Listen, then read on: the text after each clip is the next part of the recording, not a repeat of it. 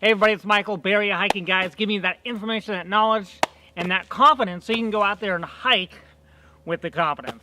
Me, as well as Beth, and also Laura as well, and a few other people, we all collaborated together to help inform the public about trails out here, really cool, unique plants to check out, interesting things, historical facts, and everything just in general about hiking.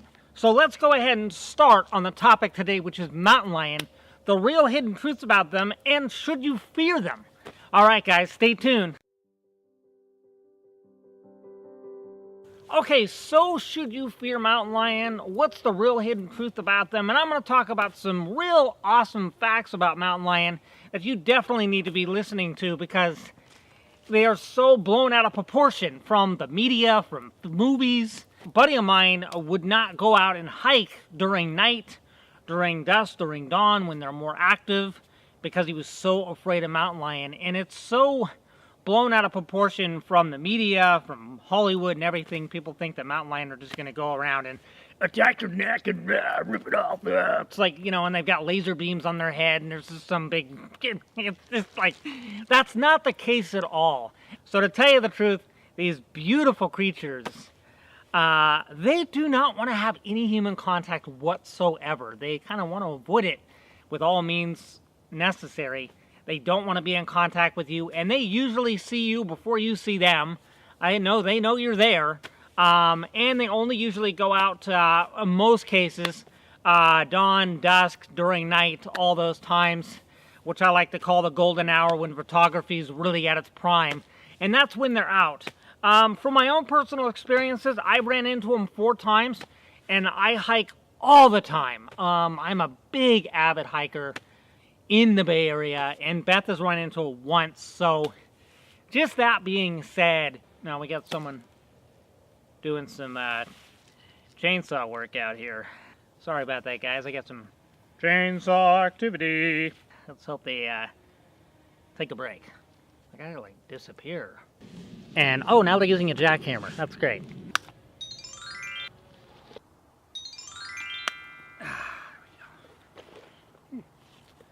That's better. Gotta get out of that area. A little too noisy. So let's talk about my personal story regarding mountain lions and some of the encounters that I've had with them. So I was in Sonoma one time. We were backpacking. We just started backpacking and it started getting into golden hour, so the sun was starting to go down. And one happened to be walking right across me. About, not close, too close, but about 150 yards away, and went up the top. Now, Sonoma, in that whole backside, Lonely Wilderness, that whole area is got a lot of cats in there because there's not a lot of people that venture further into that area. So they've got a pretty good variety of open space as well as food. And it got dark, and we kept going, and then we camped up, put up our tent, and we didn't have too much worries. I've had other stories where I've come out of Chabot and I was fishing and we had trout with us that we caught, and we had to come out, and I had a mountain lion cross the path and I could see it through the moonlight. Waited there. We just stood out and waited for it to go and take off, and it eventually did. You know, it probably knew we were there. So those are just some of the stories that I've had. And between, like I said, between me and Beth combined, we've seen about 5 to 6 mountain lion. I've seen a lot more than she has, and it's so rare to see them. So it's kind of more of a special thing. Believe it or not, the Department of Fish and Game has got a pretty good record, actually. If you go on their website, you check it out. They've got all the statistics on there.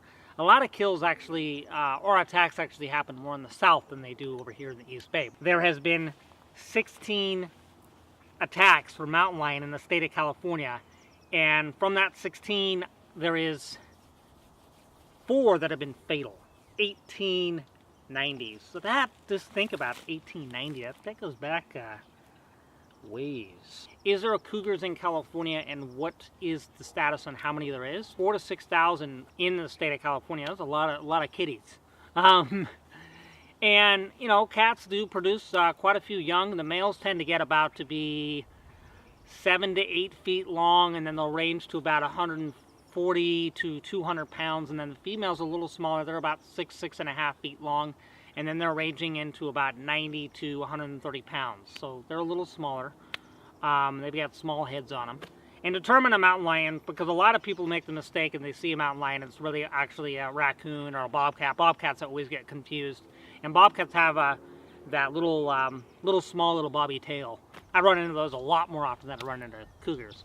And they've got those little small little tails, and they've got all the spots on them as well. So, I mean, they have the spots on them, where cougars are a solid color, except for the back tip of their tail tends to have a little bit more of a darker black on that tip, and they've got a long tail, and they're obviously a little bigger, and they've got small heads. Anyhow, the other thing to always consider is they have a very large variety of food supply available to them.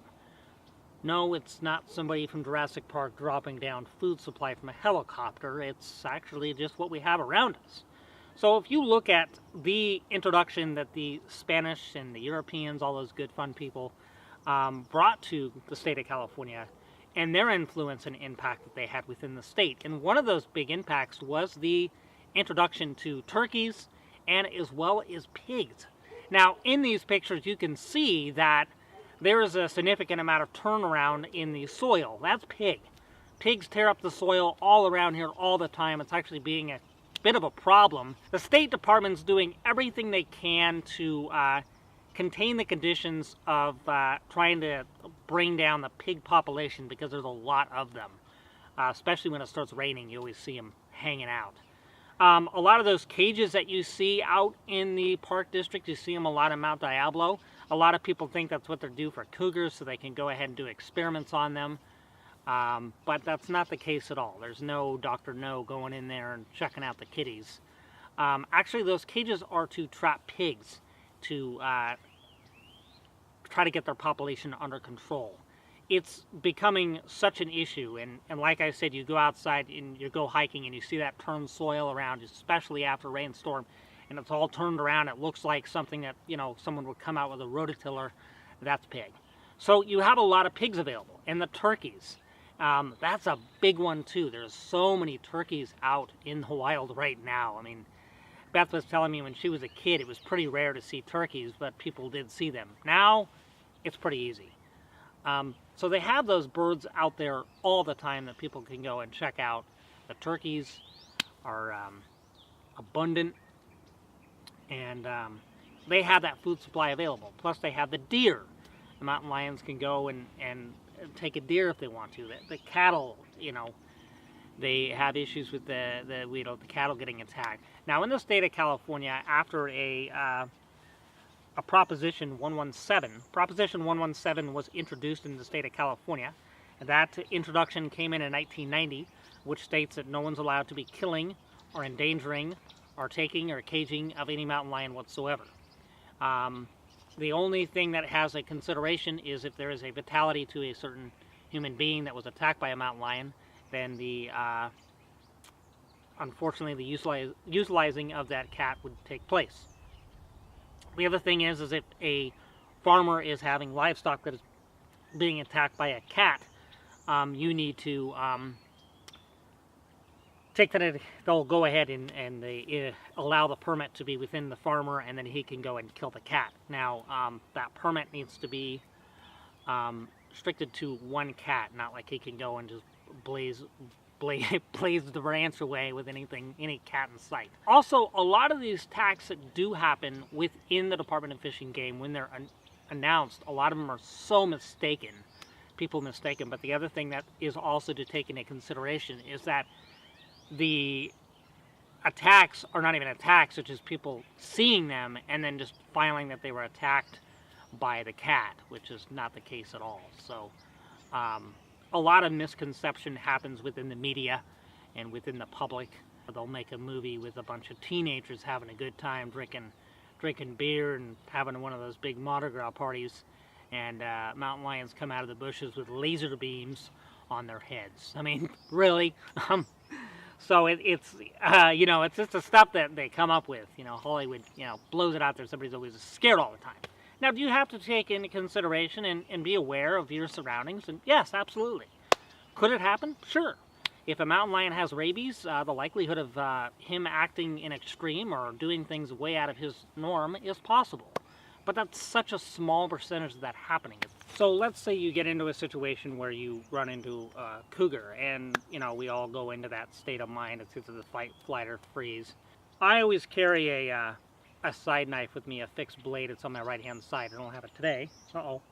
It's right on my right hand side, and I carry that on me.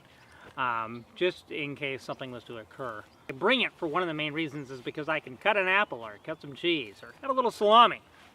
It goes a long way with some crackers. If you are in a state of mind where you see one, they're most likely going to take off. Now, when you start talking, kitties don't like that. If they're coming towards you, you just start making yourself known. Ah! You know, when you step on the ground and be firm and...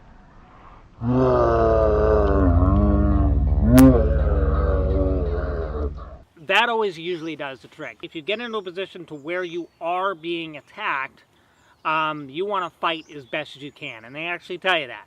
To fight by any means, start jabbing the eyes, hit anything, grab a rock you can, or stick or anything, and just fight. Because anybody that's ever been in a situation where they've been attacked, the ones that fight back are the ones that survive. Do not, by any means, run. Yeah, like that guy. You are not going to outrun the cougar. I don't care if you're an Olympian athlete, if you're a Golden Star track field member. I don't care. No. Don't corner the cat. Oh, don't go up to its kittens and start petting them or saying, oh, kitty, kitty. Don't do that. She will go through all extreme to protect the kitten. So you don't want to do that. You want to step away slowly, back up. Don't turn around, but back up. And slowly back up. Get out of the way and just slowly get back up and get out of there as best as you can. Nothing that you really need to be always worried about.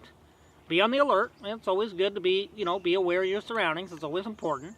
And especially if you got kids and you're a mom, I totally understand. If you got the kids with you, keep them close by. Don't have them wander around during dawn.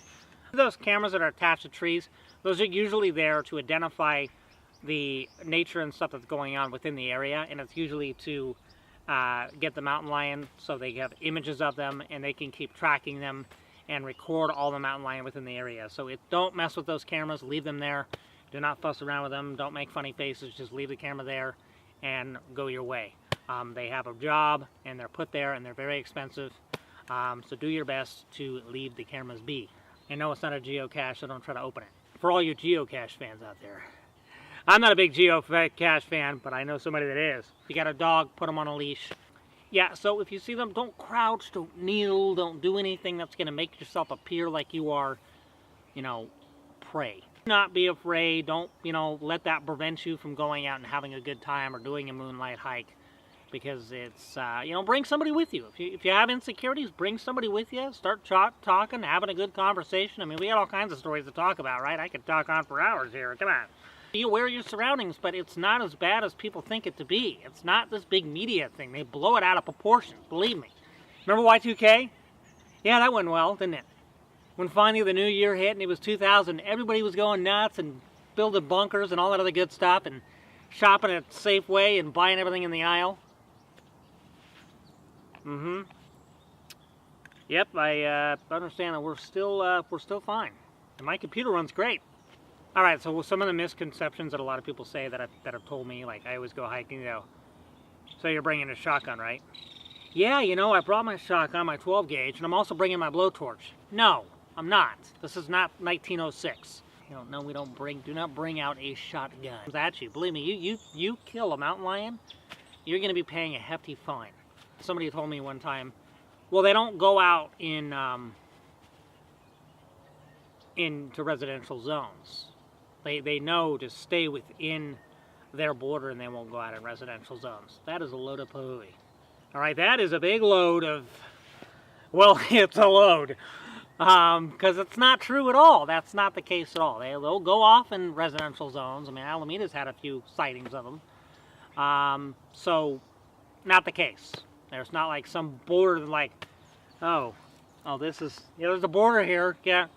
We can't pass the zone here because this... Okay, everybody, thank you so much for checking out the channel. Appreciate it. Don't forget, like and subscribe. We love you guys all. Welcome all those new subscribers out there. We have so many new videos coming out soon. Me and Beth sat down and talked a bunch about our ideas for the rest of this month, including all of February. So don't worry, we're going to be pumping out videos. All right, guys, take care. I'm going to go do some hiking. Have a good one.